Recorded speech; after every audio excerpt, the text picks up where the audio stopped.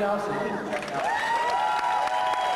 bring back some of the chairs and bring back the rest of the panel. Please welcome, if you will, a man who's been performing the great Gonzo since the start of the Muppet Show, Mr. Dave Gold.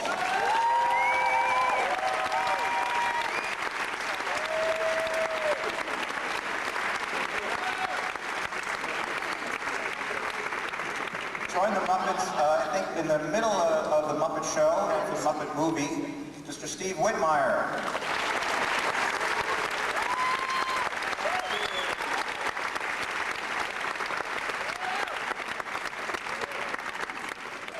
It is now a man who performs Elmo on Sesame Street, also Clifford with the Muppets, and a lot of other characters, Kevin Clash, ladies and gentlemen.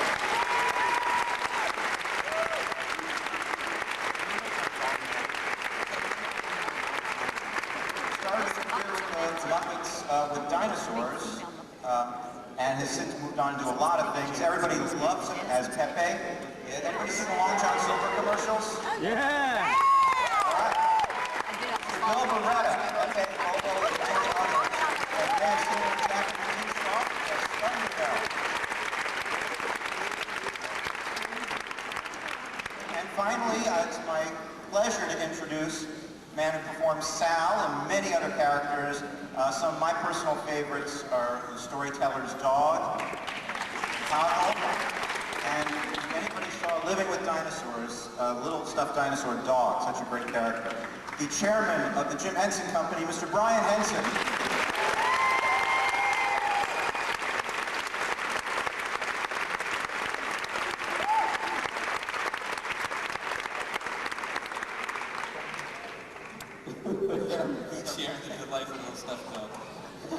I have to be careful because Brian is the chairman of the Jim Henson Company. And let's start out with some questions. Go from microphone to microphone. So you want us to bring up there? Would you like us to bring up there? Yeah!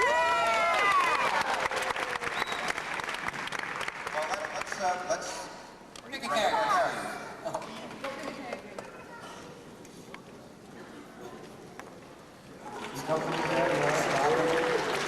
Oh, the great Gonzo. Excuse me, I'm not ready yet. For me, then. Nice to see you.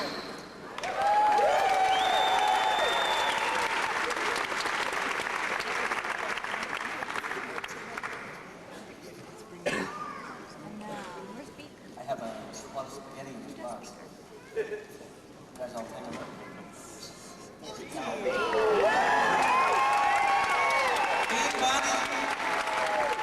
And we have Peter Bunny, the great Gonzo, Floyd Pepper, Elmo.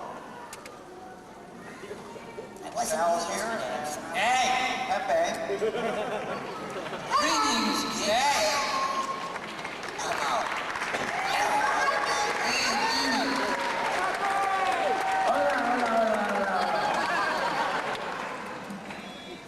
I love Elmo. I watch him on Sesame Street all the time. He's cute. Thank you, baby. Can I get your autograph? Yeah, after the show, okay? You guys gonna have a cute battle backstage?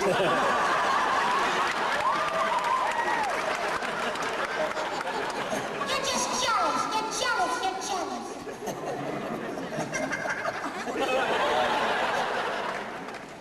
No, I ain't cute, but I'm hip to boot.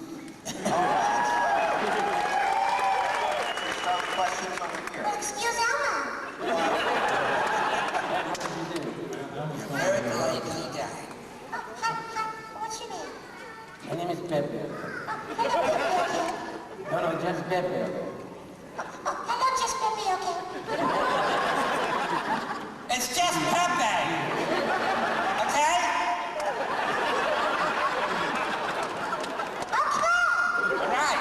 Okay. Okay. Okay. What's your problem? Hey, Elmo. Yes, Pete. That ape scares me. I'm a monkey. Oh, well, that monkey scares me. You are such a little wussy.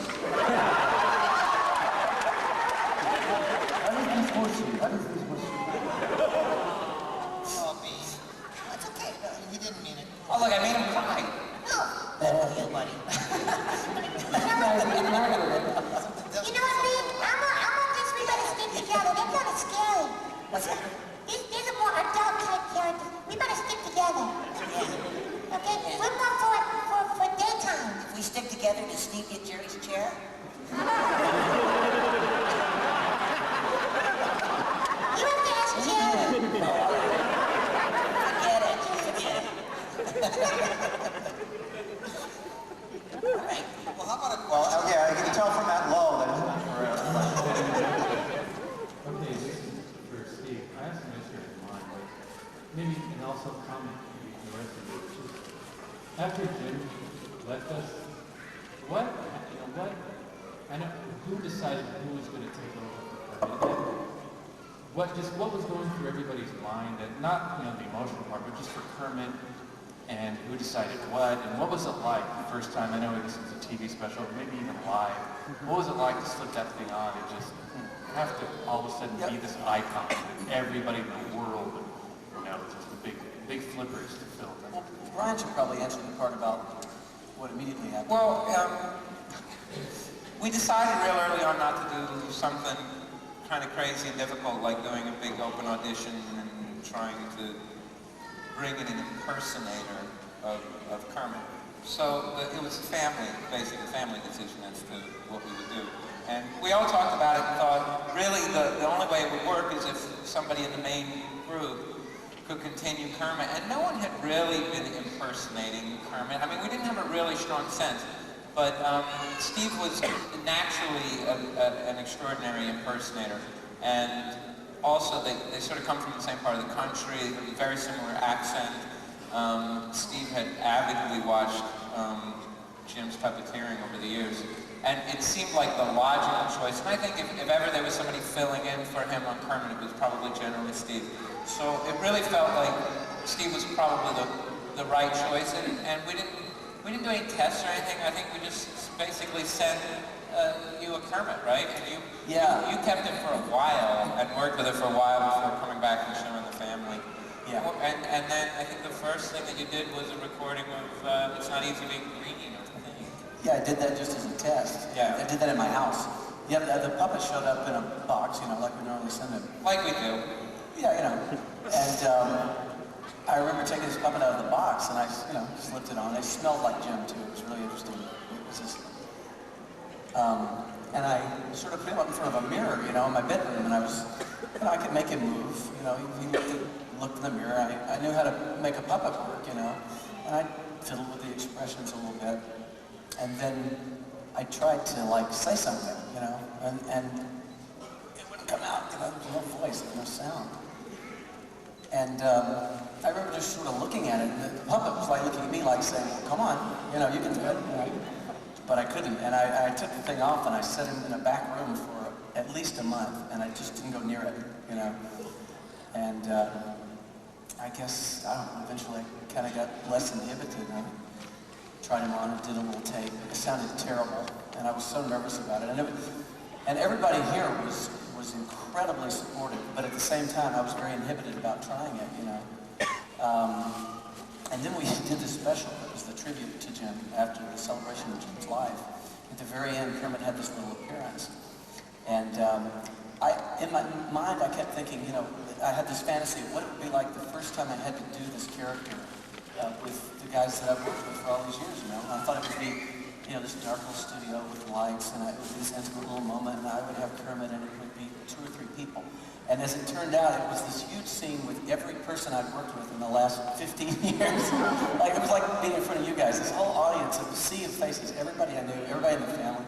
It was so hard, and Kermit had to come in, and behind me was this wall of pictures of Jim. I'm looking at this, I'm trying to do it. So hard. I'm sorry, who is this Jim person you're talking about? I have no idea what he's talking about. Well, I got lost about 15 minutes ago. Yeah. Anyway, it was hard. It was not the end like a lot of people thought. It was just a new beginning. We all appreciate you. Just do a great job. Thank you.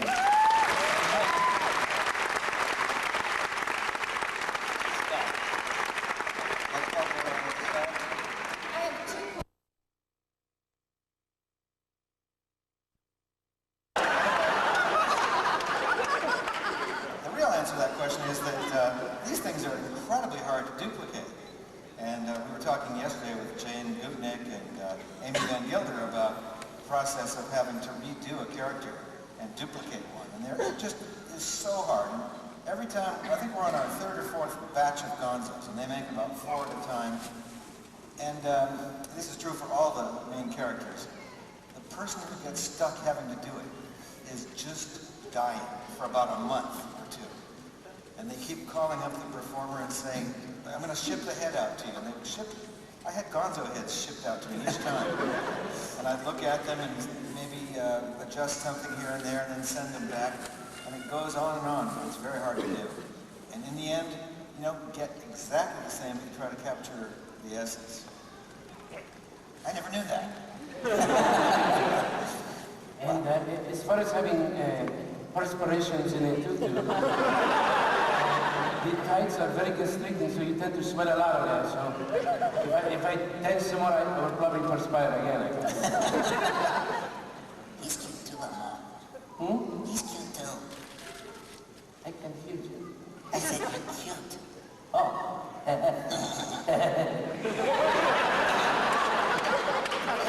It's getting disgusting. I think we're over here. It's a pleasure to talk to all you Muppets out there.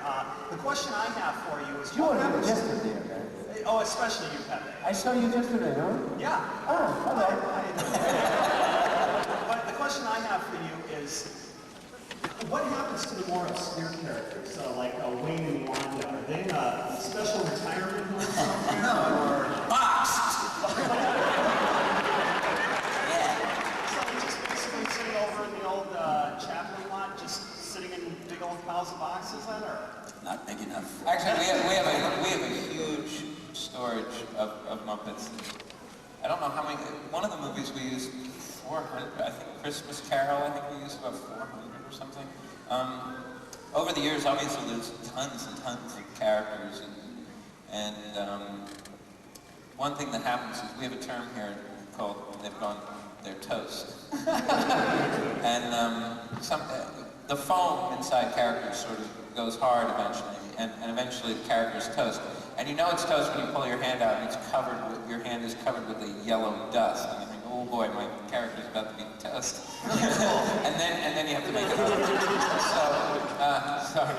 And Wayne and Wanda, well, they just, the characters that didn't particularly work, we don't continue. And Wayne and Wanda were supposed to be so bad that they were good, but some would say that they were so bad they weren't good.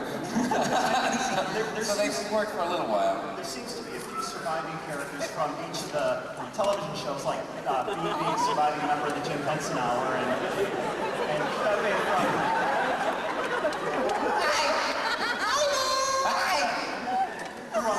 That is the cutest kid.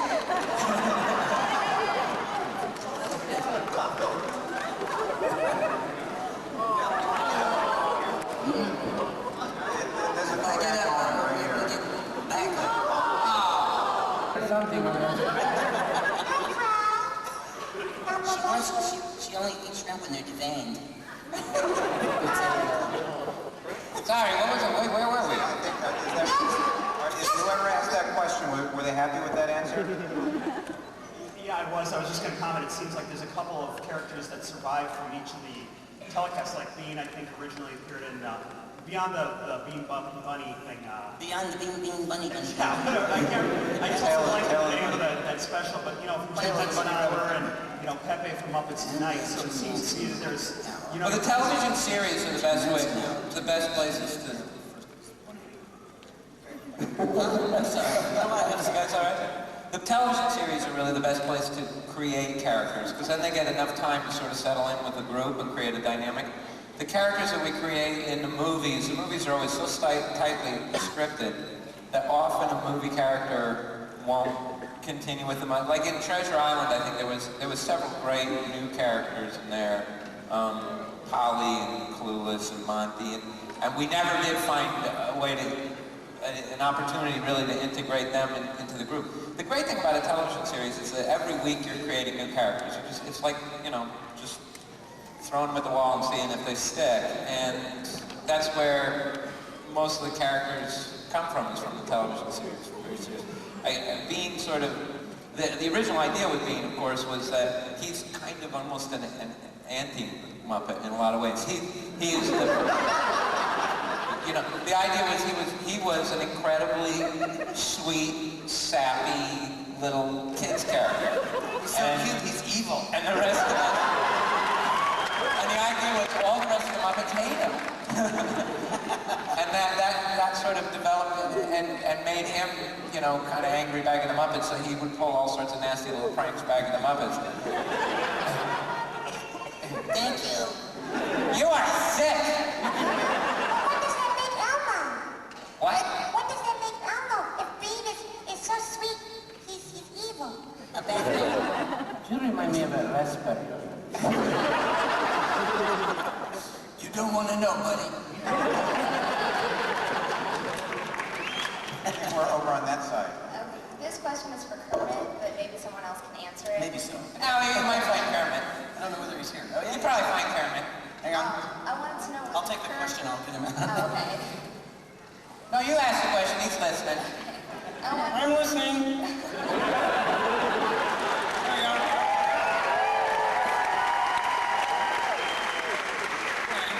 My arm is a little, it's tough when you travel in a box. Hi, Kermit. Hi there, how are you? Good. What does your shirt say? It says Surfing Solitude. Yes, it does. Okay. I wanted to know what your current status was with yours and Miss Piggy's relationship. Well, the truth is that you guys have heard all the joke lines. You know, I say them on TV all the time. Right. The truth of the matter is that Miss Piggy and I are it's a purely professional thing. Now, I know some of you are disappointed. And whoever that lady is who keeps calling the office and leaving those messages, you know, isn't there somebody who calls and gets mad because I say things about Miss Piggy? Anyway, Careful, she might be here. no, but the truth is that it's purely professional, and I'm available.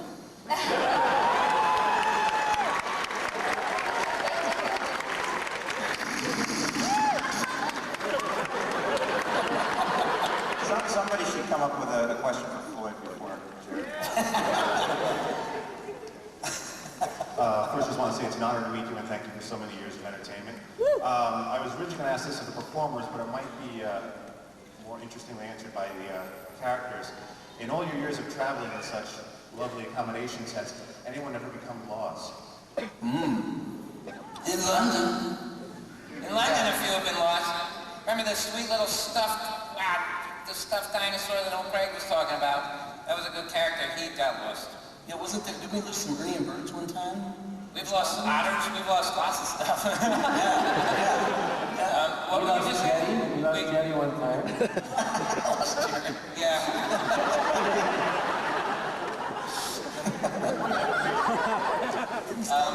Yeah, we've had a couple. I think there's only one character that's been stolen, which was Dog the Dinosaur in London. And they searched my apartment. Robin. What, we lost one or was stolen? I highly suspect. He was stolen. Yeah. Oh, I guess over the years we've lost a few. Yeah, actually, I was on the award show. Actually, Brian was there, and Lisa, and I think Jane was there. And it was Image Awards, and I had Clifford, and I did. He was, one of the presenters or what have you, and left the Muppet in the dressing room, changed my clothes to go to dinner. Everybody said it was safe. Everything was safe, and I was sharing a dressing room with Peebo Bryson. Not that we're mentioning names here. No, and what happened is he had a couple of times where stuff was taken out of the dressing rooms that he was at. So he had his driver, he said to his driver, take everything out of the dressing room. Everything.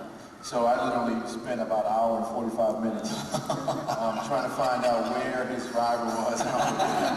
And fortunately, I did find,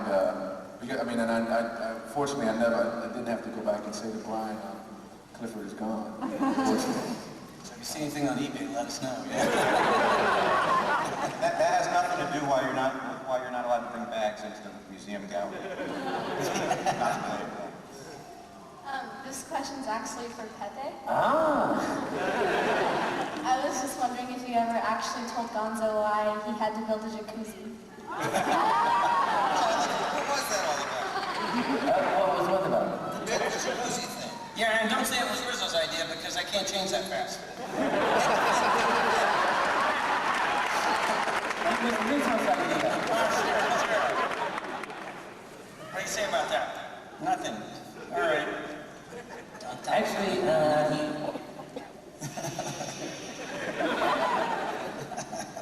he don't know. What's he saying? I can't understand Spanish.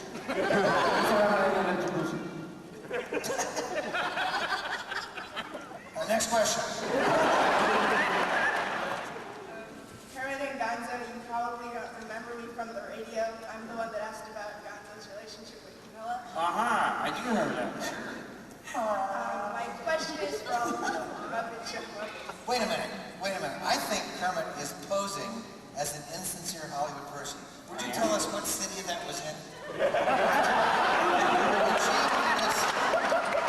think Kermit is being glib here. Oh, wasn't it just the other day in Burbank? I can't remember. It's like a week ago. Yeah. You guys were... I'm just checking. Okay. Damn, I thought she meant years ago. Sometimes he tries to slide. Anyway, go ahead. I'm sorry. My question is, like, what's it like working with all those different stars on the Muppet Show? You're asking us or them? Muppets, actually. Okay, well, it's really fun. It's great. It's okay. You know, people make You know, it's, we get stepped on a lot. Sometimes I get dipped in cocktail sauce if I'm too close to press services. Could I get all your autographs later? There's not a sign. Oh boy. Because Very sorry. If you can find us. the trick is finding it. But there is no signing scheduled today because of the event later on. So everybody's... Yeah, sorry. Sorry. We are sorry. Now I feel really bad. But actually, if there's a fan mail address to send in, Ellen Wagner will be happy to send autographs out. We will get it to you. He didn't sound very sincere when he said that, but I think he really was sincere. I was. No, but you know what? We send stuff out all the time. Yeah. Just don't send it to the office. Send it to the fan mail address. And I don't know what that is, but we'll get it for you. Right? I have a general question on when the Muppeteers perform multiple characters. How does that work as far as, like, you'll have to plan a scene differently if say, one performer's performing like 2, maybe 3 characters? Do you even have to consider writing the scene a certain way? I mean, or is that just editing magic? But I was wondering more, like, how would that work for live, which are limited in that? That's a great question. That's a great question. It is. Steve does it the most. Did you all hear the question? No. The question was, how do you allocate? How do you perform 2 characters in one scene that are performed by the same puppeteer? Yeah, and interestingly enough, that question of how you set up a dialogue between, say, Piggy and Fuzz. Okay. Are you okay? It's an easy question. It's a very short one-word answer. Let me just loosen you up. Boniology. Boniology. Let's relax. Deep emotion, okay? Deep emotion. Okay. Relax. So the answer to that question is that you can't write, say, Piggy talking to Fozzie. You can't have those two talking in a scene unless you really have to. And that sort of consideration drives everything we do in much the same way say the physical difficulties of answering a telephone and talking on the phone drive the way a piece is shot. So all the cuts are determined by the limitations of the puppets themselves, rather than the usual considerations that a director would use. We did actually do a couple scenes in Muppets from Space, though, where somebody else did Rizzo and I did Kermit. Those scenes where they're running through the hall, where we've never done this before, but where I would throw run Rizzo's lines so hard. Okay, guys, let's go this way. Okay, here we go. All right. So hard. But we normally don't do that. There was another show that we did in Germany. It was quite low budget, and it was called The Secret Life of Toys. And we shot like crazy on that thing, and we actually had dialogues with ourselves. We'd have two characters up talking to each other and doing both characters at once, which normally we don't do because we like to focus on one character at a time. At the dance, right? I really hope. Thank you. Good. Are we here? Is that where we are? Get a question for Gonzo. Oh, yes, what? Hi. I'm sorry, my neck was hurting. Unbelievable. Really? Yes. Wondering who your fashion designer is because you always wear amazing clothing. Oh, I'm glad you asked. He asked about my fashion designer. I have a special designer in New York, a woman named Pipi Sanchez. Yes, Pipi. And she does everything for me. Every 5 years I get new clothes, whether I need them or not. And this outfit features a hand-painted necktie with my girlfriend Camilla on it, which is a really good thing. You probably can't see it, but we're all about it in my house tonight. To have a look. Yes, for the performers, is it hard keeping all your different voices separate? And for Kermit, Gonzo, and Floyd, what's it like working with animals? I have a filing system in my house. I put a voice in each market. It's not hard. We usually have the puppet on that we're doing. It's not hard for me. You look at the puppet and, it happens. Sorry, working with who? Animal, I mean, right? Oh, yeah. Animal's cool. You just have to know the right commands. Make sure he's fed. It's funny, I don't know whether you guys all feel the same way, but people ask me all the time, do I ever talk to the puppet or do I take it home at night, stuff like that. And to me, it's like a hammer is to a carpenter, I mean, it's a tool that we use. It's in your toolbox. Plus, with me, you can drive a nail, actually. Yeah, you can. I can, but yeah, it's a bit like that. But once a character is established, I don't think any of us have any confusion about it. They just come naturally. We do have key phrases sometimes that will get us into the voice. Yeah.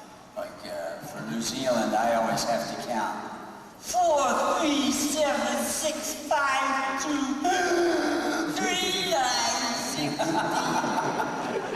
Like that.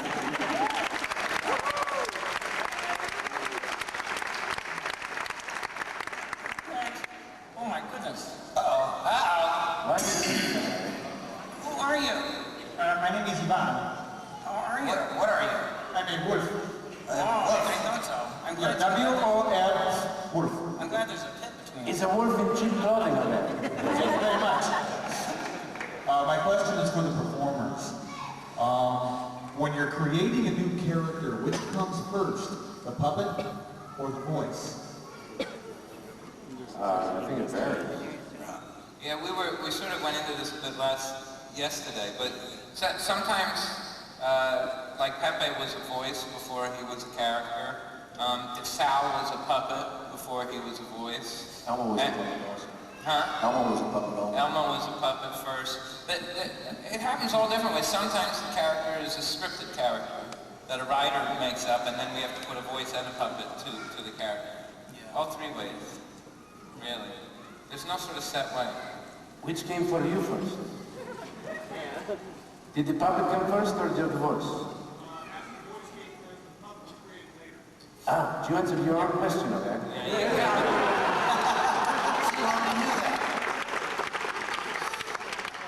I've got a question for Kermit and Pepe.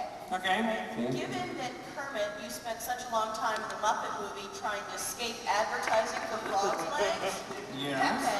Pepe, I've been told that you've been doing crustacean commercials for seafood. See? Yeah, how do you guys feel about that? Have there been difficulties? They pay me a lot of money, okay? Yeah, what's your point? Well, it's simple, man. Money makes the world go Commercials round. pay a fortune. Yeah, that's true. How about you, Kermit? Well, I haven't done any frog-like commercials, so it doesn't apply. You should. You make a lot of money, okay? It's all part of the food chain,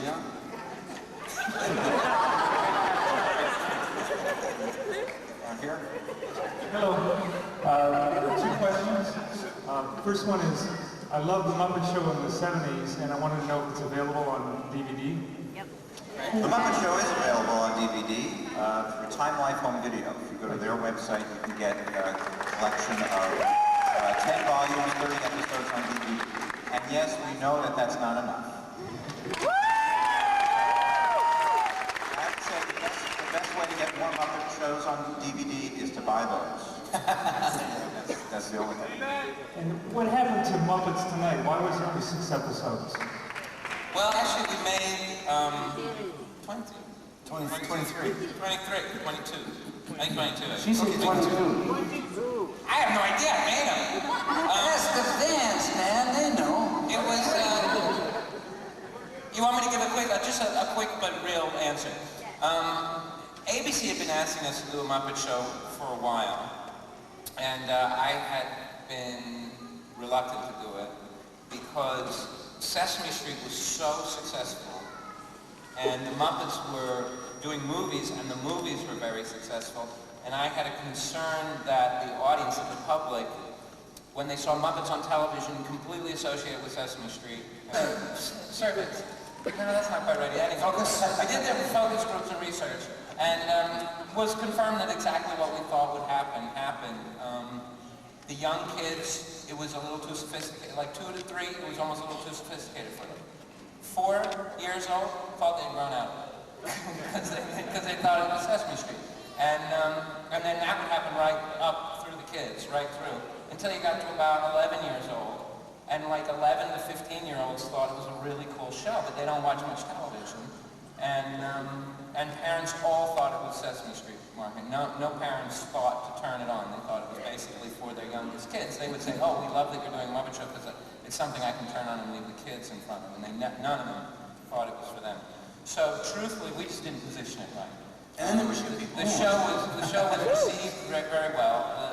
Critically, did extremely well. But then the ratings just weren't very strong, and that was the reason why. And in the network business, they have to cancel things very quickly. I remember at one point, I said, 4 episodes had been on, and talking to ABC, I said, well, we just didn't market it right. We should do a marketing campaign. And their feeling was, well, it'll take too long. And I said, well, you got to stay with these things. And they told me how many tens of millions of dollars they were losing per night because of the fact that we were getting an audience that was too small. So they pulled us off after 6 episodes. Plus, I had to turn in my car lease after that. So that's the real answer. Are those available? The other ones that weren't shown? No, they're not. Disney Channel showed them for a while, but now they're not available on video right now. not yet. Not yet. If there's enough of a response to the Muppet Show.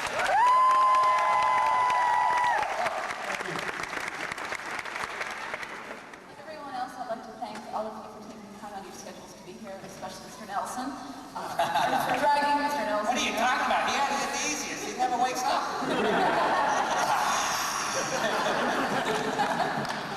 My question is for anyone who cares to answer it. Mr. Henson yesterday mentioned that with Sal, he can say things that he might not feel comfortable saying himself. This is a variation on that question. Are there stories that you think you can tell better with puppets than you might be able to tell with human actors? Not because of the special effects, but because of the themes and the topics involved? Do you want me to give you a real? I can give you sort of a real answer. I think that fantasy and science. Do a fake one. I'm going to start. And then I'm going to do it. He's on a roll. Improv. Fantasy and science fiction, I think, are as genres of entertainment. I think are very good in that you can put quite a heavy message, quite a heavy theme in, and people are open to it because they open up to fantasy. They don't sort of bring their prejudices to they don't bring any of their sort of preconceptions in their real life into the experience of watching the program. And I think that Muppets as characters do that automatically because the moment they start seeing a Muppet talking, it's already silly and they open right up. And yeah, you can say almost anything you want. And certainly with dinosaurs, I think with dinosaurs we pushed it the hardest. I know that's not Muppets, but that was a show at a time when television was pushing the boundaries of what sort of material you could cover. And with dinosaurs, we hit very hard the whole animal rights versus research. We did episodes on drug addiction and we did all sorts of things, but we did a comedy and satire. With characters, you could punch a lot harder, and the audience really heard about what you were doing and could laugh at it and understand what we were trying to do. So yes. Oh, was that the end? What he means is yes. Okay, question over here. There's a couple of things I'd like to know. First of all, Elmo, are there any hints about what Tiffany Elmo's going to do on January 9th? And also the other thing, Pepe, we fell absolutely in love with you in Muppets from Outer Space. We just loved you so much. And I'd like to know... How do you do it? You're just a clown. It's my shape, okay? He's got the charisma going. I don't know what it is, but anyway, Pepe, is your part going to expand? We'd like to know, are you going to have like a bigger part with the Muppets? And also, what is your future? Careful, careful. Am I going to expand? What does your future hold? What does my future hold?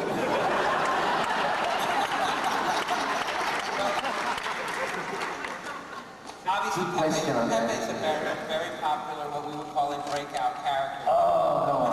It's not exactly a breakout, it's more of a peel-out character.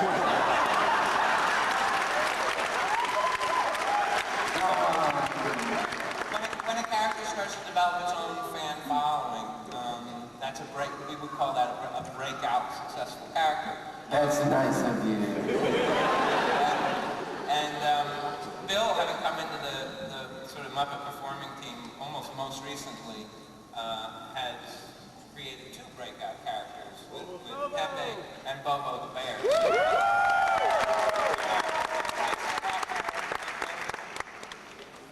Good question, good answer. And you know, going back to the previous question of why did Kermit not want to do commercials? And of course, my father with the Muppets did tons of commercials before Sesame Street Muppet Show. But part of it is right now we don't have a television series or a movie to work with. So largely what we're doing with the Muppets now is we'll do appearances and guest appearances and stuff like that until the next series or the next movie. And so allowing One John Silver to work with us to do a campaign around Pepe allows us to build and further explore his character and in a funny way. Although I hope those ads will get better. I think they will get better. Although they're very good. They're not good? No, they're very good. What would you do differently? Tell me.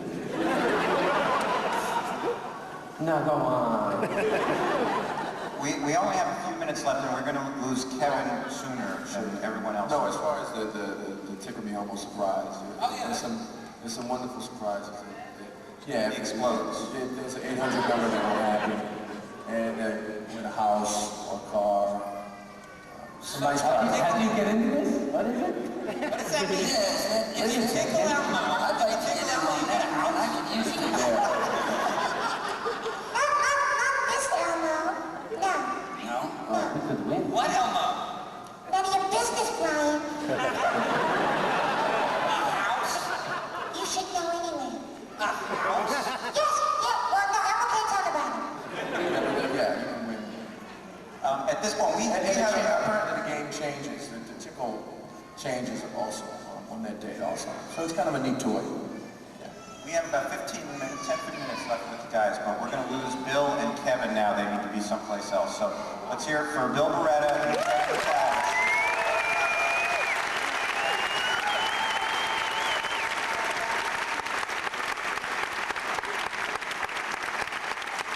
And unfortunately, that's the last we're going to see of this main event. So, Bill Beretta and Kevin Taz,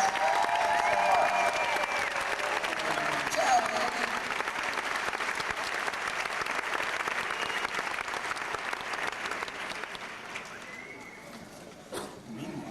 all right, now what was the last question? Over there, and now you're back here.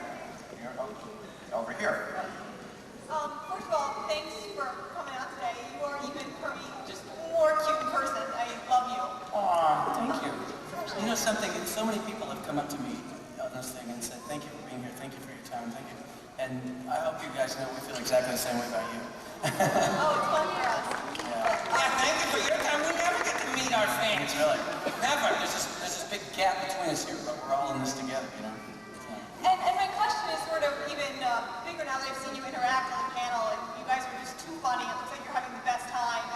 But it seems like this great boys club, and I was wondering sort of what the percentage was of women now who make the character, sort of, and not so much on Sesame Street, but he's gone, we've seen it on screen, but... I'm a female character. We like them. A lot of people don't know that. I didn't know that. No, yeah, I'm actually a female. I play a male part, which is very liberating.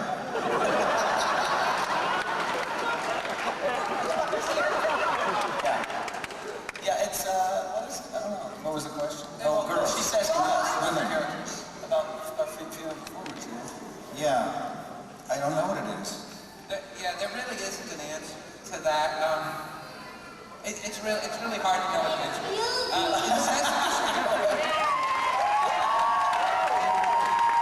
Karen Brown, you were here yesterday. But truthfully, there aren't as many women who are puppeteers for the Muppets. On Sesame Street, we work a lot harder to try and round out the group. But on Sesame Street, for instance, Kevin's just left, but we've been doing almost exclusively female puppeteer auditions and training almost for the last 5 years, trying to bring up more women. And you know what, there is no answer. I think everybody's got, I don't know. There's no answer as to why that's true. I don't know why that's true. Because men are more stupid, I guess. There's something stupid like this. I do think men are much more willing to be idiots. Yeah.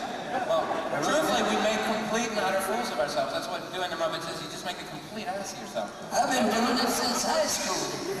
Well, I have to say I'm married to a female Muppet performer, and she's pretty good at acting like an idiot. Don't tell her I said that. I think men need to do this more than women do. Women are just can be more normal without having to go through this therapy. Yeah, once we get better, we're going to stop. But what do you think? I definitely needed the therapy from Red Bradley. Did you have a question, Karen, or is that... No, I was just chipping in for the female puppeteer. Well, Stephanie, thanks for speaking up.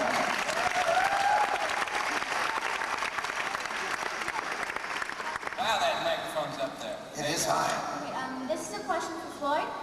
Where'd you get that snappy outfit? I'm sorry, that question? Where'd you get that snappy outfit? That snappy. Oh, the outfit. Yeah, I got this in a used clothes store in England.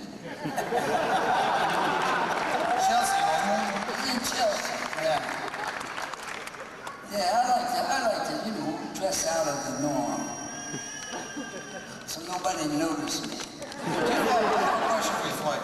Do you have, because you've been wearing that jacket for about 25 years now, do you have two of them?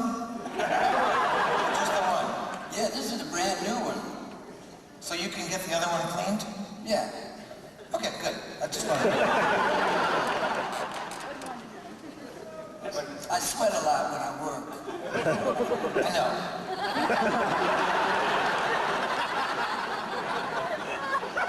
I want to ask Brian, is it true that you started out cleaning toilets at Sesame Place theme park? No, that's where I met Bill Radda. In the toilet? No, it's true. No, that's true. That's where I met Bill Radda. He was cleaning toilets at Sesame Place theme park. When we were 17, we both had a summer job at Sesame Place in Langhorne, Pennsylvania. Wow, Pennsylvania. There's not anybody here who worked there, is there? No, okay. Yeah, that was where we met. Was cleaning toilets and picking up cigarette butts. Full spectrum job lot there. What's that? Your dad made you start from the bottom and work the way up. Actually, I don't even think. He used to make. My father would make us work. The truth is, I wanted to go away. I wanted to be down the idea of being down in Pennsylvania for a summer, I lived in a boarding house in Princeton, New Jersey. And, I was just in that mood. I was 17. I was just in that mood. I wanted to be off on my own time. And he suggested, why don't you go down to Sesame Place and work? And I said, oh, great, must be a great job. Got down there and I was... That sounds like Jim. Down there? Hi. How do you find a lot of your performers, and do you have any advice for aspiring Muppeteers looking to get involved? Go get a job at Sesame Place. With a plunger. Fills up your wrist. Sorry, I interrupted you really, but your question was how to get into puppeteering? Well, Muppeteering. Well, are you puppeteering? No. Well, that's really, truthfully, I think everybody would pretty much say you just have to start doing it. Lie. You just have to get a puppet and start doing it. And what Dave said was true. You have to be really willing to make a complete idiot of yourself, and that's going to be the best you get out of yourself in terms of in the Muppet vein. Just work on, you just have to start doing it. And then once you're doing it, you start feeling good about it. And as Bill said yesterday, watch these guys, watch the videotapes, watch what they do. Once you get up, when you're watching them just as the audience, you just are entranced by the character. Once you start puppeteering, if you watch those videos again, you can really see what they're doing. There's little tricks all the time with the performance and what they're doing, and watch how they're working. And then you put it together on a video and send it in to us. Eventually, if you send in a performance tape to us, it will end up being watched, and likely you'll be invited in for an open call audition, although they happen not frequently, every few years. Yeah, I think, and I would add to that you really want to do any puppeteering that you can. Yeah. Play around with it at home in the mirror. If you have a video camera, learn how to work with a monitor because the image is reversed. Do birthday parties. If you can be on a local news show, do that. If you want to make your own videotape with a home camera and a couple of friends, do that. But just do it any way you can. And while you're not doing that, study dancing, acting, Tai Chi, study animals and their movements, the way they move, the way they act, and study people, the way they talk. I want to interject here because we only have about 5 more minutes for a few questions, but I also want to say that these guys really don't admit, but these are some of the best actors you've ever seen. And it's really more about the character, about the performance. Puppetry is secondary. I just want to say these guys are really, first and foremost, actors. Hi guys, this is a question for, I guess, all 8 of you. I was wondering, back on the Muppet Show, when you guys do a lot of musical numbers, how is it, Floyd especially, how is it to play the guitar and bass? And how do you learn how to put those jug bands together and all sorts of different musicians? Well, Jim put the band together, essentially, but in terms of learning to do that, to play a bass, I already play guitars. It wasn't hard to just kind of figure out how to do that. What was hard was do that and sing at the same time, especially if it was a complicated beat. Yeah, we always try, you guys probably know, we learn these tracks down to every little touch, and I always try to get these days a CD or a cassette in the car and ride around with it for a week and just listen to it all the time. Yeah. Every note. And we'll also, the question was about how do we learn musical tracks and how do you make the characters play instruments. I think a lot of us make notation on our scripts. That works for us. That tells us what we have to play, where the notes go, and what the accents are, and so forth. And Frank Oz had his own system for animals' drum parts. He had cymbals for bass drum, tom-tom, hi-hat, cymbal. And he would notate his script with all this, and we all did that. I did that with Zoot. Steve did a lot of Ralph's right hand on the piano. And so we just, basically you just do it however you can manage to do it. Probably my probably my favorite thing in my whole career has been doing characters playing the piano. It's a great job for somebody who'd like to really be able to play well, but really doesn't. Somebody else does the playing, you just get to fake it, but you learn it exactly. It's so much fun. I also just want to thank you guys because I'm a musician and an actor. You guys, thank you. Okay, thank you. I think we're going to have to make this the last question, but some of these guys are going to be back for another panel. Yeah, we're coming back for more other things. Hi. Are there any technical challenges or new directions for the characters that you would like to see explored in the movies as puppeteers or as actors that haven't been? Technically. Yes. You mean from puppetry or just? Yeah, I have one. All right. Yeah, I'd like to be up at Cape Cod and pick up the phone and dial in a performance. This afternoon? That's a great segue because we have a demonstration coming up of some technology that the Jim Henson Feature Shop in Los Angeles is developing that would allow us to do that. Yeah. We won't really do it, but you literally could have some equipment on your bed and a few phone lines and just phone it in. What I was thinking of is the bicycle riding sequence or Telly on roller skates in Elmo and Grouchland. New things with the puppetry. Or what I liked about Muppets from Space was Gonzo's quest to find out who he was. That kind of thing. I mean, Yeah, that's interesting because the writers often will create a big challenge